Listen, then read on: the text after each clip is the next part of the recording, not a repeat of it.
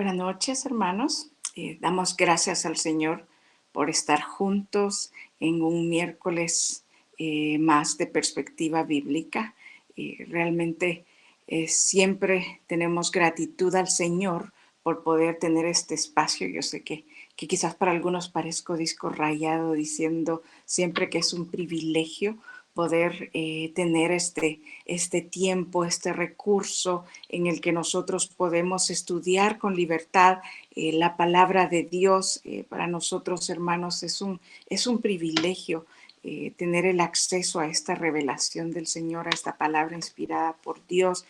Hemos estado en el Instituto Bíblico estudiando la historia eclesiástica, la historia de la iglesia, y allí al leer toda esa historia somos mucho más conscientes de lo bendecidos que somos nosotros en esta era, de poder tener acceso a la palabra de Dios, a esta palabra inspirada, ¿verdad? Las personas en otros tiempos solo tenían fragmentos, ciertos libros, ciertas cartas, ¿verdad? Mientras estaba Dios obrando sus propósitos, estaba inspirando a otros hombres para poder escribir su palabra. Y cuando al fin se completó la Biblia, pues resulta que solo estaba accesible para algunos, ¿verdad? Dentro de la iglesia, no es que todo el mundo podía tener su Biblia. Entonces, en resumen, lo que quiero decir es que vivimos tiempos en los que tenemos el privilegio de contar cada uno de nosotros con no solo con una Biblia, sino que ahora con las aplicaciones también y las que existen podemos tener acceso a todas las versiones. Yo recuerdo antes que uno tenía que comprarse una versión y a lo sumo podía tener otra, ¿verdad? Privilegiado ahora es una alegría hasta poder comparar textos, ¿verdad? Con aplicaciones o y tener inmediatamente cómo se ven las diferentes versiones. Entonces yo siento realmente mucha gratitud al Señor de poder tener la Biblia al acceso de nosotros en nuestro idioma, en diferentes versiones, y que podamos tener estos espacios, hermanos, en donde nos concentramos para tomar el tiempo y estudiar juntos una porción de la palabra y querer escuchar qué es lo que Dios quiere mostrarnos, qué es lo que tiene para nosotros, qué es la verdad que quiere revelarnos acerca de Él, acerca de su plan y cómo eso afecta nuestras vidas, ¿verdad? Ese es el objetivo de cada una de estas entregas, hermanos, realmente que para nosotros eso es lo que aspiramos, que con cada uno de estos estudios podamos conocer más a Cristo, podamos entender qué es lo que Él espera de nosotros, qué es lo que Él desea que nosotros hagamos en respuesta al estudio de cada día. Así que bienvenidos esta noche, prepare su mente, prepare su corazón.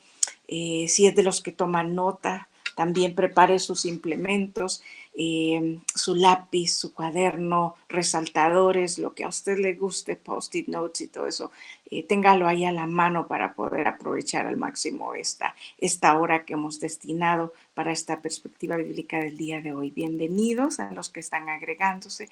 Queremos iniciar entregando este tiempo al Señor y pidiendo la guía del Espíritu Santo para nuestras vidas y para este estudio, esta meditación de esta noche. Oremos, hermanos. Padre, gracias te damos por la oportunidad de conocerte, por el privilegio que tenemos, Dios, de ser alcanzados por el Evangelio, de poder entender, Señor, este plan de salvación que para la humanidad, Señor, gracias porque podemos tomar este tiempo de cada semana, cada miércoles, Señor, esta hora, para poder escuchar tu voz, para poder sentarnos a los pies del Maestro con otros hermanos estando en comunión. Te agradecemos por cada persona que se ha conectado, Señor, con ese deseo y ese anhelo de conocerte más. Te pedimos que tu Espíritu Santo sea el que obre esta noche en cada casa, en cada corazón, en cada mente que está unida a eh, a esta transmisión, Señor, ya sea en directo o en diferido. Sabemos que tú estás en todo lugar y que estás obrando tu perfecta voluntad en cada uno de nosotros. Así que queremos que guíes mis palabras esta noche, que guíes nuestros pensamientos, que quites todo aquel obstáculo que no nos permita escuchar lo que tienes para cada uno de nosotros hoy, Señor. Gracias por este tiempo, por las herramientas tecnológicas que tenemos para poder estar todos en comunión esta noche. Bendice, Señor, a los que están conectados y los que estarán conectándose también a medida que avanzamos en esta perspectiva. Bienvenido, Espíritu Santo. Queremos dejarte obrar y enseñarnos en esta noche. En el nombre de Jesús. Amén. Estamos con la serie de los Yo Soy de Jesucristo, ¿verdad? La semana pasada el pastor Rivas inició con la introducción a esta serie, nos hablaba que nos anunciaba que en estas siguientes semanas íbamos a estar analizando diferentes declaraciones que Jesús había hecho de sí mismo y cuál es el significado de cada una de ellas para nuestras vidas, ¿verdad?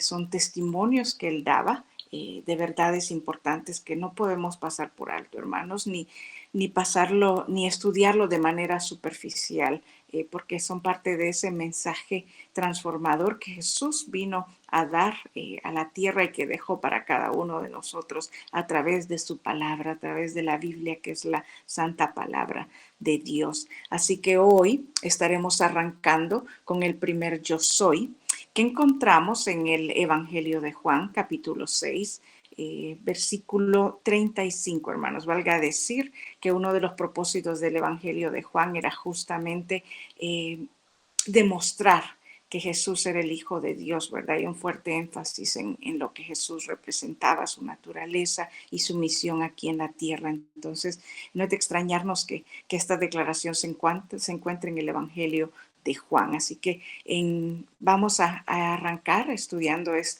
leyendo más bien esta declaración de de Jesús en Juan capítulo 6, versículo 35, que yo lo voy a leer en la Nueva Biblia de las Américas, que dice así: Jesús les dijo: yo soy el pan de vida. El que viene a mí no tendrá hambre, y el que cree en mí nunca tendrá sed.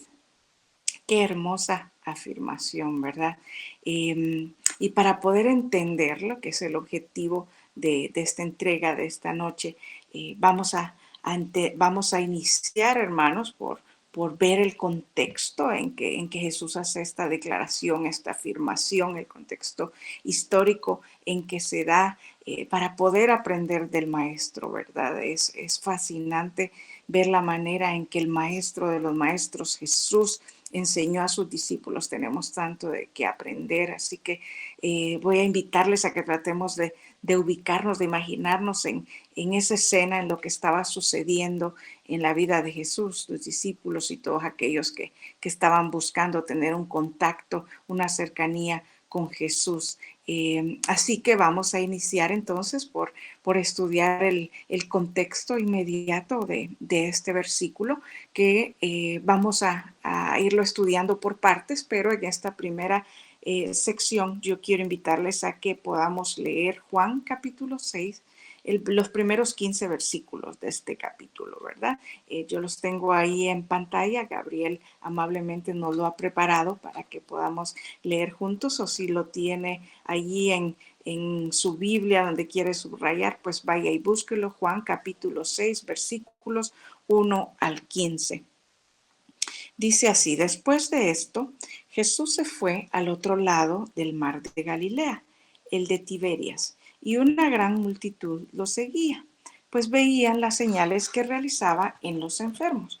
Entonces Jesús subió al monte y se sentó allí con sus discípulos. Estaba cerca la Pascua, la fiesta de los judíos.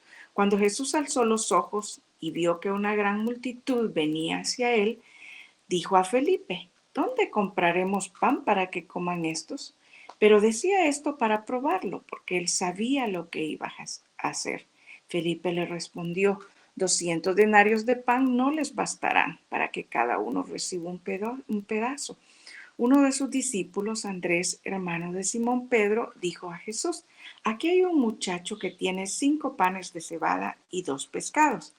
¿Pero qué es esto para tantos? Hagan que la gente se siente, dijo Jesús. Y había mucha hierba en aquel lugar, así que se sentaron. El número de los hombres era de unos 5,000. Entonces Jesús los tomó y habiendo dado gracias, los repartió a los que estaban sentados. Y lo mismo hizo con los pescados, dándoles todo lo que querían. Cuando se saciaron, dijo a sus discípulos: recojan los pedazos que sobran para que no se pierda nada. Ellos los recogieron y llenaron 12 cestas con los pedazos de los 5 panes de cebada que sobraron a los que habían comido. La gente entonces, al ver la señal que Jesús había hecho, decían: verdaderamente este es el profeta que había de venir al mundo. Por lo que Jesús, dándose cuenta de que iban a venir y por la fuerza hacerse rey, se retiró él solo otra vez al monte. Este es el contexto, es la antesala a la declaración que estamos estudiando el día de hoy.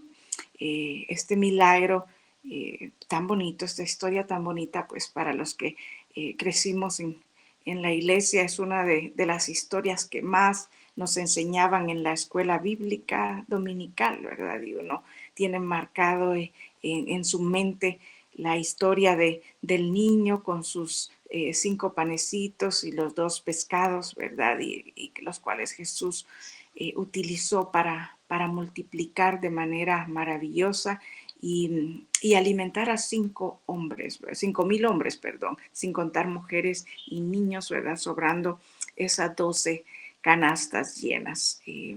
Eso es en resumen la historia de este milagro que Jesús hizo.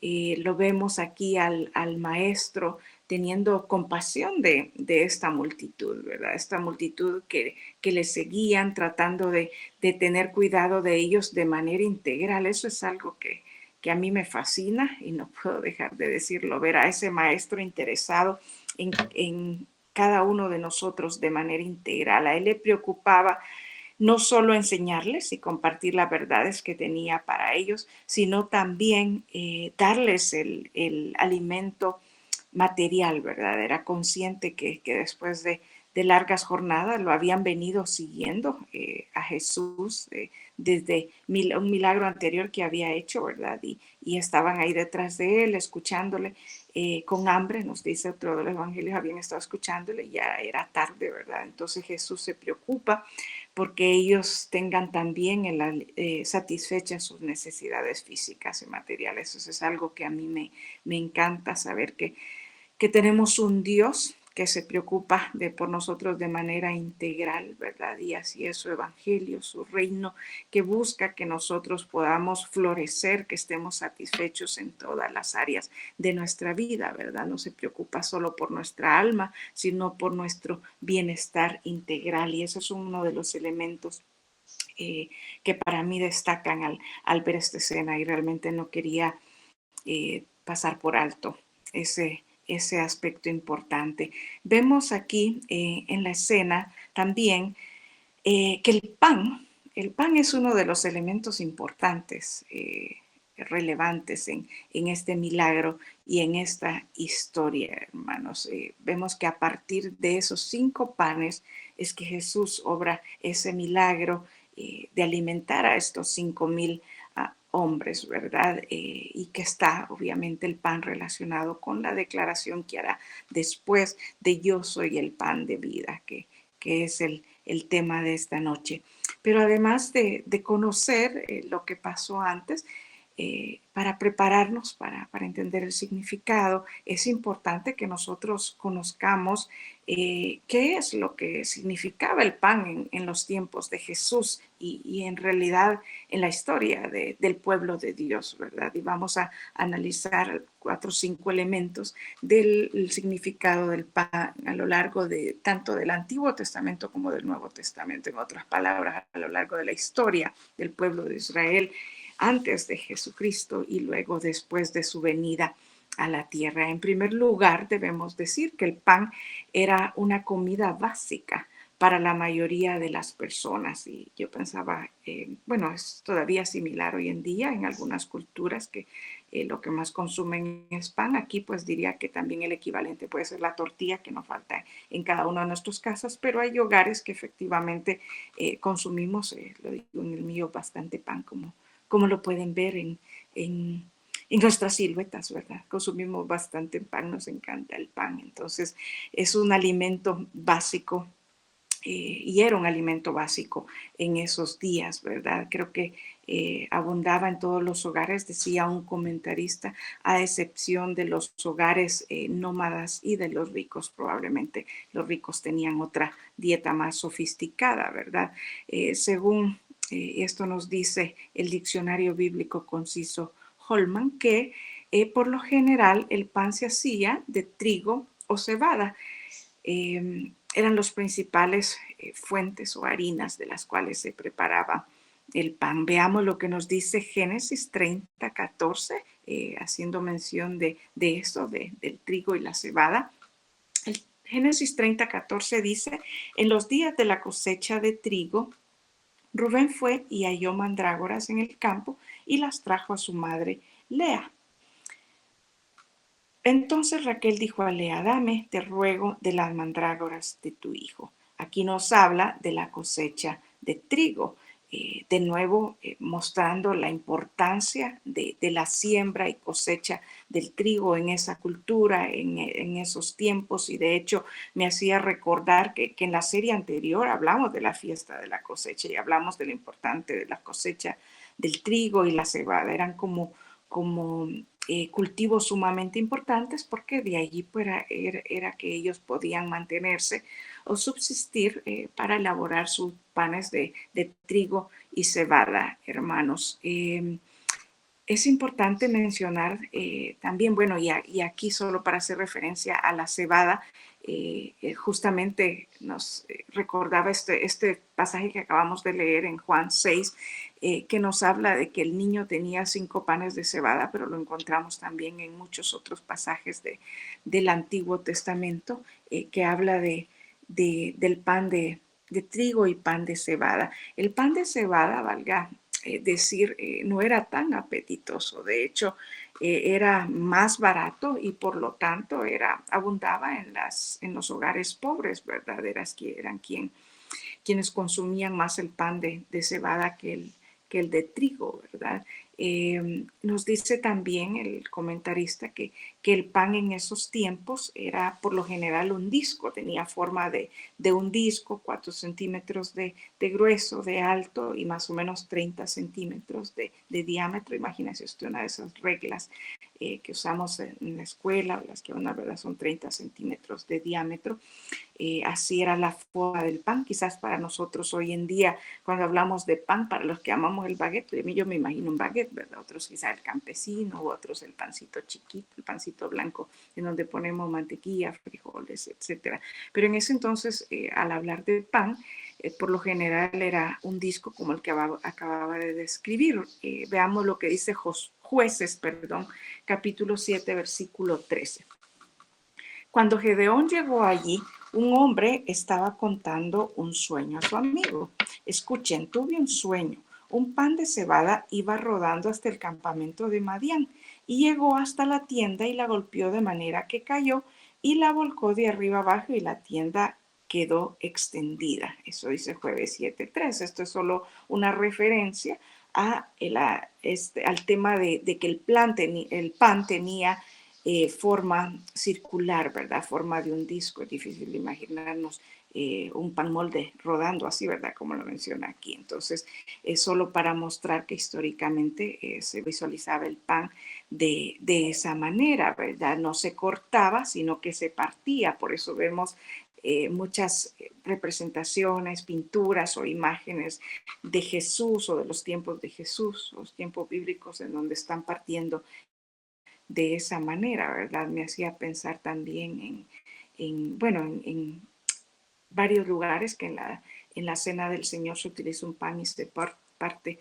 de esa manera. Entonces, de nuevo, el pan era un elemento importante en la vida de los hebreos y del pueblo en ese entonces, o de la humanidad en ese entonces. Otro elemento a mencionar era que el pan era un elemento de valor que incluso se entregaba, se ofrecía como ofrenda al Señor, una ofrenda a Dios, así como Él lo determinó.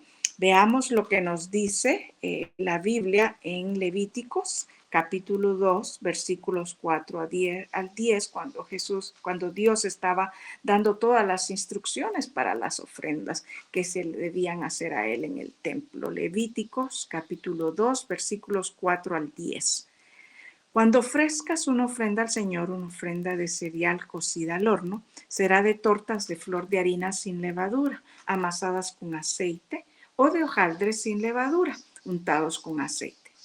Y si tu ofrenda es una ofrenda de cereal preparada en sartén, será de flor de harina sin levadura, amasada con aceite. La repartirás en pedazos y echarás aceite sobre ella.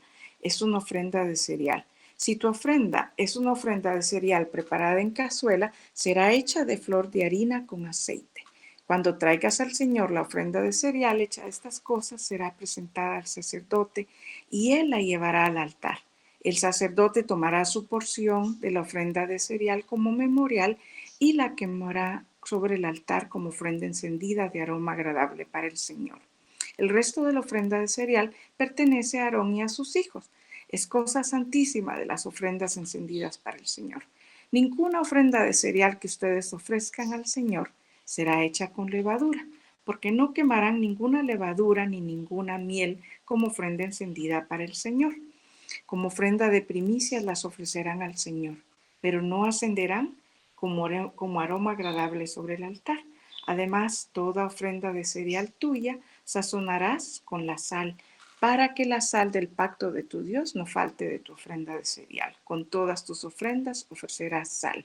Amén. Y aquí nos muestra entonces que el pan era un elemento importante en el culto a Dios, en las ofrendas que el Señor, que Dios esperaba de nosotros. En tercer lugar, debemos decir que el pan era un símbolo también de la presencia de Dios. Y vamos a seguir aquí con los libros del Antiguo Testamento. Vamos a Éxodo 25, versículos 23 al 30. Aquí nos habla de que el pan era un símbolo de la presencia de Dios.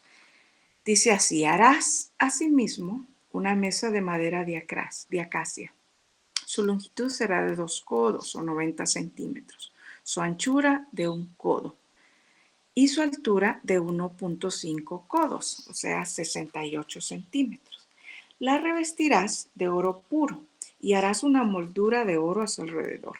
Le harás también alrededor un borde de 7 centímetros de ancho y harás una moldura de oro alrededor del borde.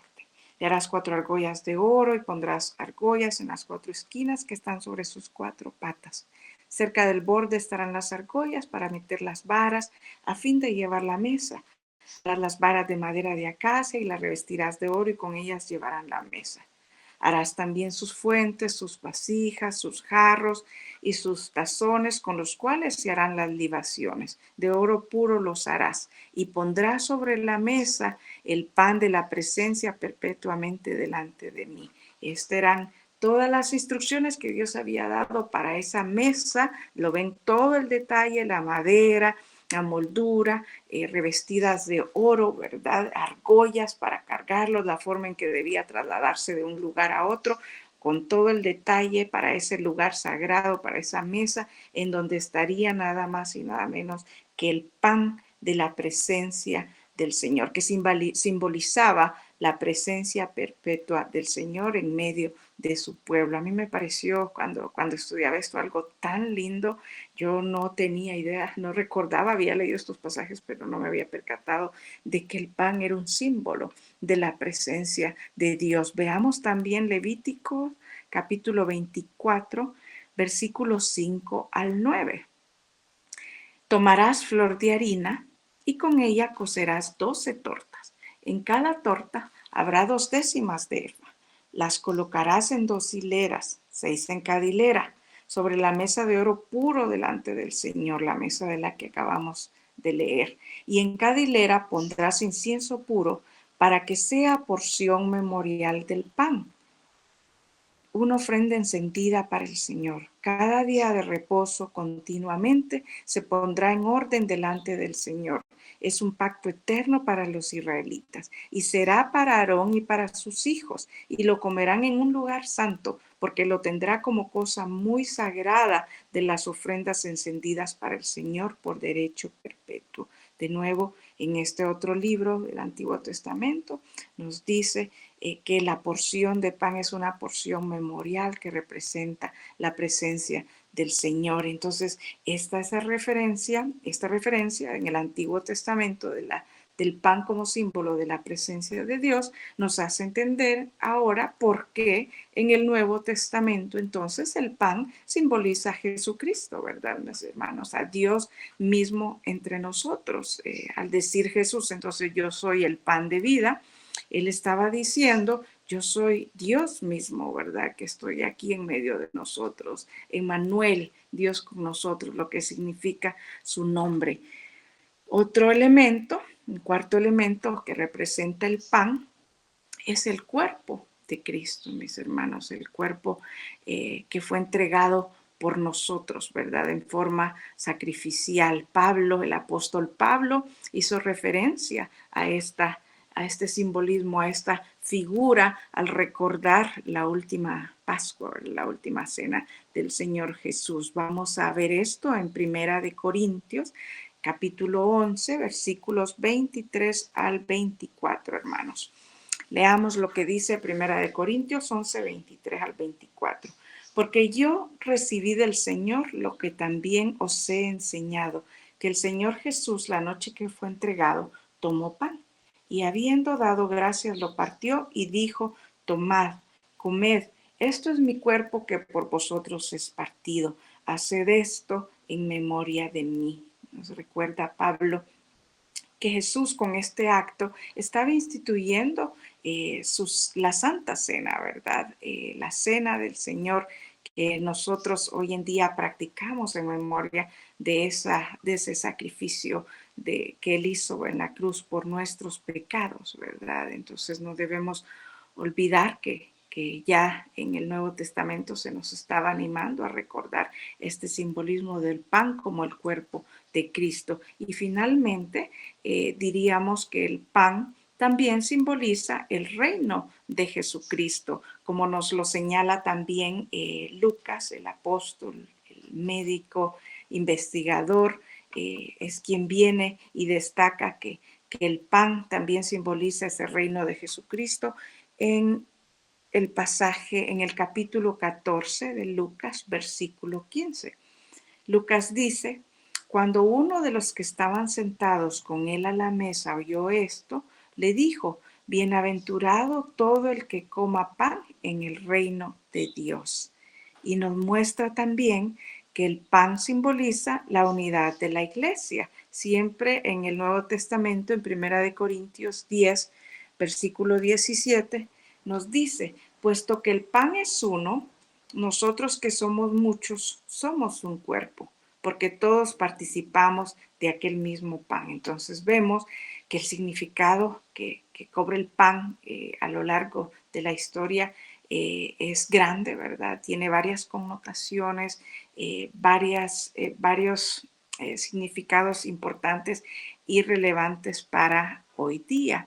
Entonces volvamos, hermanos, habiendo estudiado estos 5 elementos, estos 5 significados del pan como comida, símbolo de la presencia de Dios, del cuerpo de Jesucristo y los demás, yo les invito a que volvamos entonces al relato bíblico, a lo que estaba sucediendo cuando Jesús hace esta declaración. Ya vimos que Jesús había alimentado a los 5,000 hombres, más mujeres, más niños, multiplicando los 5 panecillos de cebada que andaba el niño, ¿verdad? En su loncherita, me imaginaba yo, en su morral, ¿verdad? No sé cómo era que lo andaban en ese día que le habían puesto para comer. Después de realizar ese milagro, nos dice la palabra que Jesús al, eh, se retiró para estar solo, ¿verdad? Porque la gente lo buscaba. Si recuerda lo que acabamos de leer en el último versículo, decía que Jesús, cuando se dio cuenta de que lo iban a querer tomar por la fuerza y hacerlo rey, entonces él decidió más bien apartarse de esa multitud que lo había venido siguiendo. Yo me imagino esa gran caravana y de hecho los libros de historias bíblicas que me leía mi mamá y que leo ahora con nuestros niños, ¿verdad? Con Annette y Leonardo. Allí en las imágenes que ponen para esta historia ponen una gran caravana, ¿verdad? Caminando detrás de Jesús, buscándolo de lugar en lugar, ¿verdad? Nos dice que cuando la multitud, después de que estaban tal vez entretenidos comiendo, no se dieron cuenta de que él se había ido y cuando lo buscaron, pues cuando se percataron, se dieron cuenta que hasta los discípulos se habían ido en la barca que estaba ahí en el lago, ¿verdad?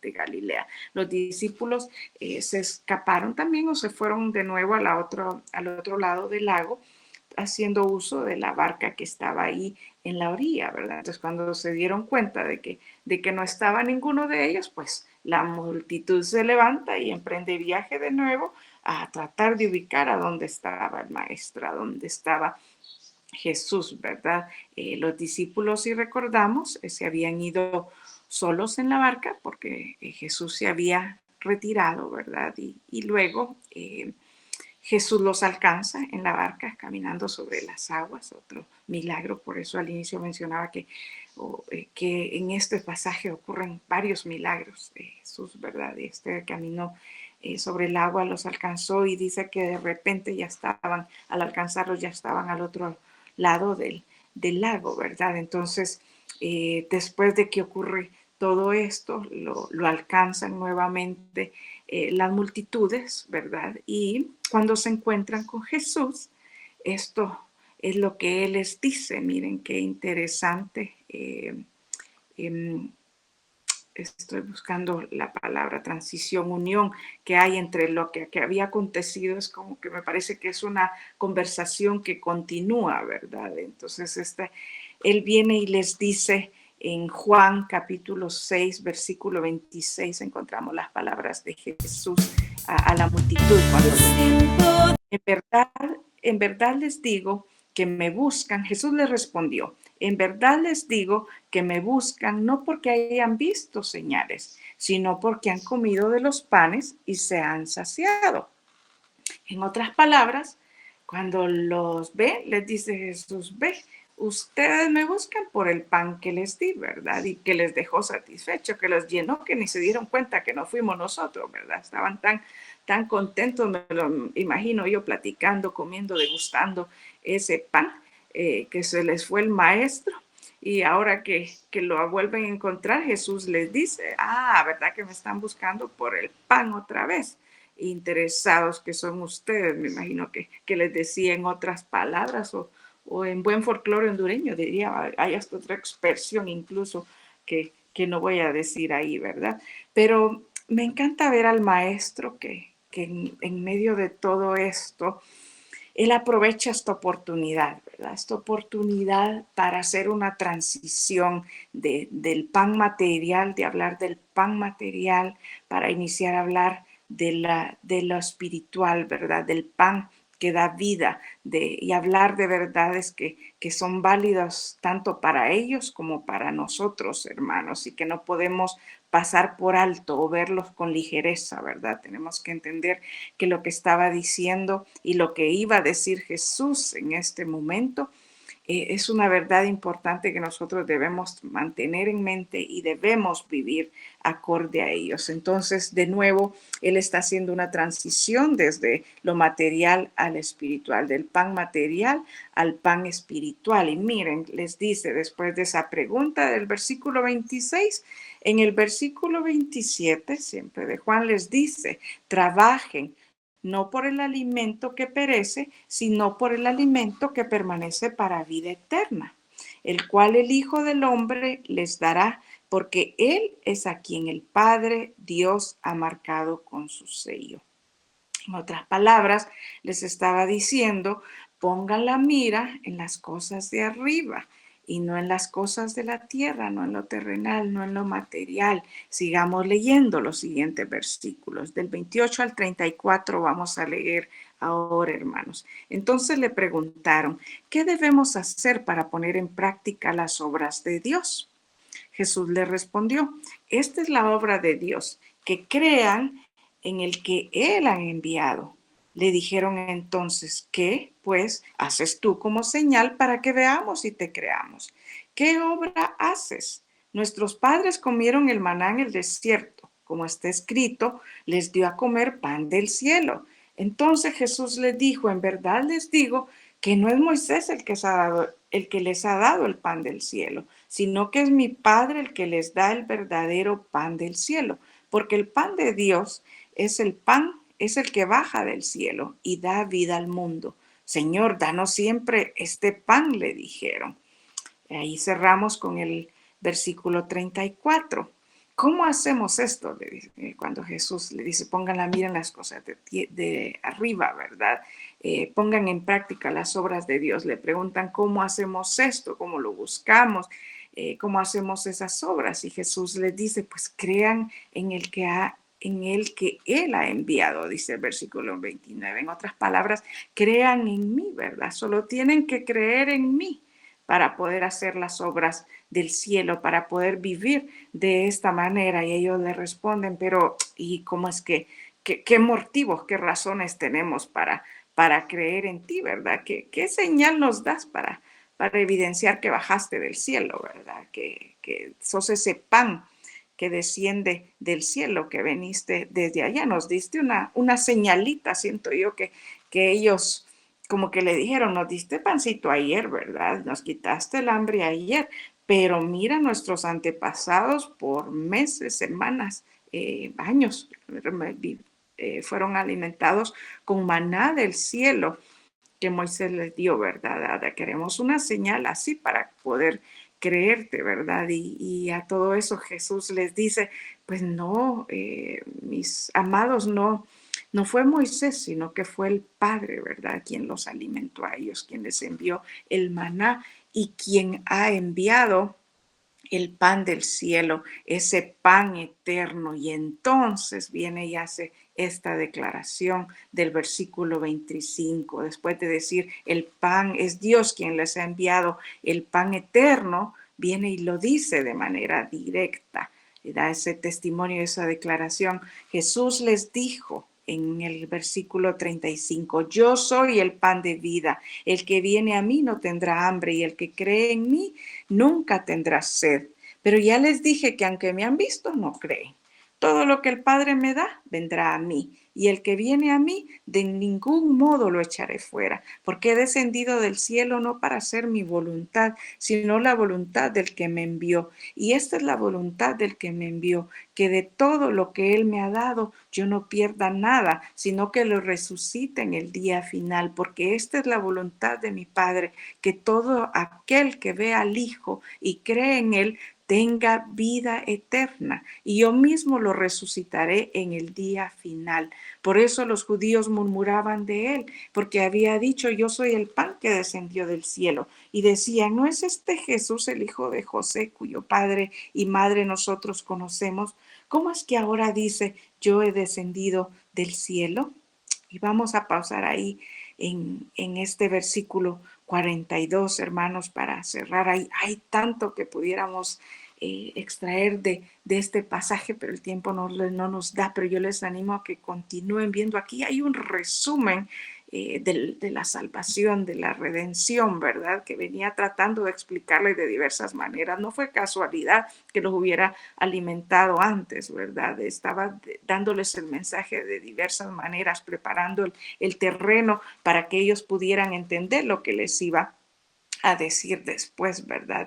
De que Él había venido para darles salvación, para dar vida eterna, que habla de resurrección, ¿verdad? Lo resucitaré en el día final, dice, no, que no se pierda ninguno, la salvación es para todos, ¿verdad? Está diciendo, este pan está dispuesto, está servido en la mesa para todos los que quieran comerlo, para todos los que quieran creer en mí y recibirlo, recibir ese pan, recibir esa vida eterna que Él venía a darles. Es hermoso, hermanos, esta verdad que Él les estaba diciendo allí, pero que por los prejuicios que tenían, ¿verdad? Ante Él inmediatamente dice, ¿cómo es que usted viene a decir eso, verdad? A pesar de lo que nos está diciendo, que nunca lo habíamos escuchado, los milagros que está haciendo, se les hacía difícil entender que Él podría ser el Hijo de Dios, ¿verdad? Pero Jesús les estaba dando poniendo a su alcance esta vida eterna, esta salvación por medio de Él, como ese pan de vida eterna que Dios había mandado. El pan material nos provee energías, nutrientes que el cuerpo necesita, y eso es lo que ellos andaban buscando en su mentalidad corta.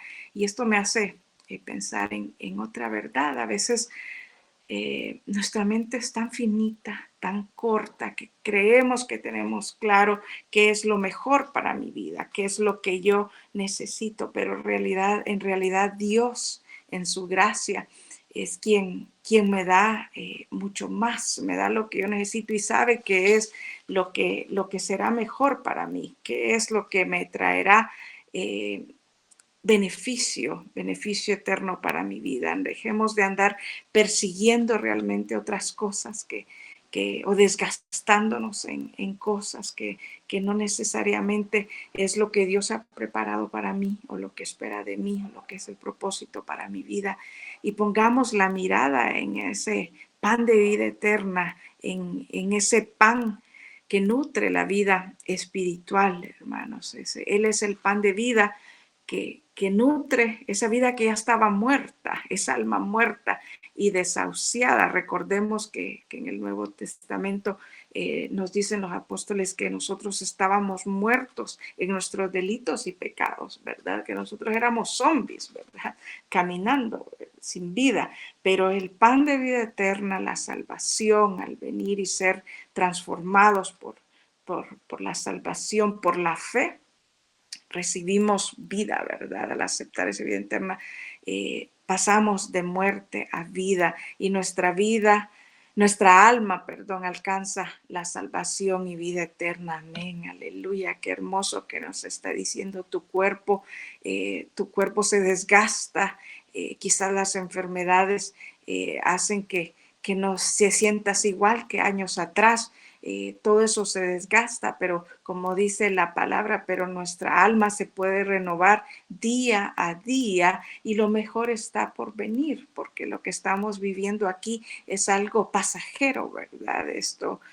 Nuestros días se marchitan como la flor del campo, dice la palabra, pero en el Señor Jesús, al aceptar este pan de vida, al aceptar esta salvación, nosotros tendremos vida eterna junto al Señor Jesús, junto al Padre, hermanos. Esa es la verdad que Jesús estaba transmitiendo con esta declaración que hizo a estas multitudes y que es pertinente para nosotros, hermanos, porque creo que de todos es sabido que en la era que vivimos y probablemente siempre en la humanidad, las personas son más atraídas a las cosas materiales que a lo espiritual, ¿verdad?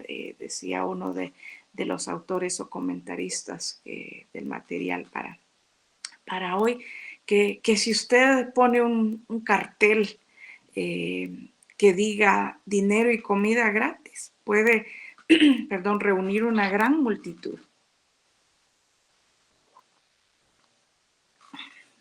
Me imagino aquella aglomeración de gente en torno al cartel, ¿verdad? Pidiendo su porción de comida, o el dinero gratis que se ofrece. Pero si se pone un cartel que diga plenitud espiritual y vida eterna, la cantidad que llegarán ahí sin duda no se comparará con los que se van a ver allá en la cola de los que quieren dinero y alimento. Y por eso Jesús hace aquí ese llamado, mis hermanos, a que aceptemos esta salvación, esta vida eterna, que podamos poner esa mirada en las cosas de arriba que podamos acumular tesoros en el cielo y no aquí en la tierra, donde la polilla y el óxido corroen, ¿verdad? Sino que acumulemos tesoros allá en el cielo, tesoros que están depósitos que están seguros, tesoros que están seguros allá en la presencia del Señor, ¿verdad? En el cielo, que tratemos de que cada día cuente de esta manera, acumulando tesoros en el cielo con la mirada puesta arriba, para que cuando lleguemos a ese día del juicio final, el Padre nos diga bien, nos dé una palmadita en la espalda y diga bien, buen siervo y fiel, entra en el gozo de tu Señor, ¿verdad? Eso es lo que aspiramos, para que podamos decir que aquello que nos confió, que ese regalo que nos dio de la vida eterna, lo administramos bien, lo compartimos con otros. Esta es una verdad que no nos podemos quedar solo para nosotros. No podemos ser egoístas, tenemos que compartirlo con los demás, tenemos que buscar que nadie perezca, tenemos que abrazar ese anhelo del corazón de Dios y del Padre, que nadie perezca, sino que todos procedan al arrepentimiento, que todas puedan entender este mensaje de Jesús, ¿verdad? Que puede que tenga hambre material, puede que me preocupo por eso en el día a día, pero necesitamos hablar a las multitudes, a los que están, al prójimo, al que está al lado mío, de la necesidad de buscar ese pan de vida eterna, de buscar encontrar ese propósito para la vida de cada uno en el Señor Jesús, hermanos. Ese es con lo que yo quiero cerrar esta noche, con la invitación a que compartamos estas verdades con los que están a nuestro lado, que pongamos la mira en las cosas de arriba, que podamos vivir de manera que refleje nuestra vida, que comprendemos que nuestra vida es pasajera en esta tierra, ¿verdad? De que esto no es el todo, que en esto no consiste la vida, hermanos, sino que hay más allá después de la muerte, hay más allá después de los años que el Señor nos regale estar aquí, o si Él viene antes y nos lleva en vida, nos levanta en vida, pues qué dicha, pero si vamos a ver la muerte, pues que todos esos años que vivamos sean de un testimonio de cómo que hemos conocido y que hemos probado ese pan de vida eterna. Oremos, hermanos. Señor, gracias por compartirnos esta gran verdad, de que tú nos regalas la salvación y la redención de manera gratuita, Señor, a través del sacrificio de tu Hijo Jesús. Gracias, Señor Jesús, por ofrecerte como ese sacrificio vivo, Señor, puro y sin mancha por cada uno de nosotros, y por venir a la tierra, Señora, a compartir este mensaje de primera mano con los que estaban allí, y por compartir, que ha llegado a nosotros a través de tu palabra inspirada, Señor, que se ha transmitido por generación y generación. Tenemos gratitud, Señor, por ello. Queremos pedirte, Padre, que puedas transformar la forma en que vemos la vida, Señor, que podamos entender, Señor, con prontitud y con prisa, con la importancia, Señor, de compartir esta verdad con los que no te han conocido, Señor, los que no han creído en ti, Señor, y que podamos entender que el Evangelio es la única, Señor, solución, la única respuesta para todos los males que sufre la humanidad, que sufre nuestro planeta, Señor. Te pedimos que pongas en nosotros ese deseo ardiente y ese anhelo, Señor, de vivir como personas transformadas, que hemos probado ese pan de vida y que podamos ser testimonio vivo a los demás, Señor. En el nombre de Jesús pedimos esto. Amén. Hermanos, les bendigo en esta noche, que la paz del Señor, que sobrepasa todo entendimiento, esté con cada uno de ustedes ahora y siempre. Bendiciones.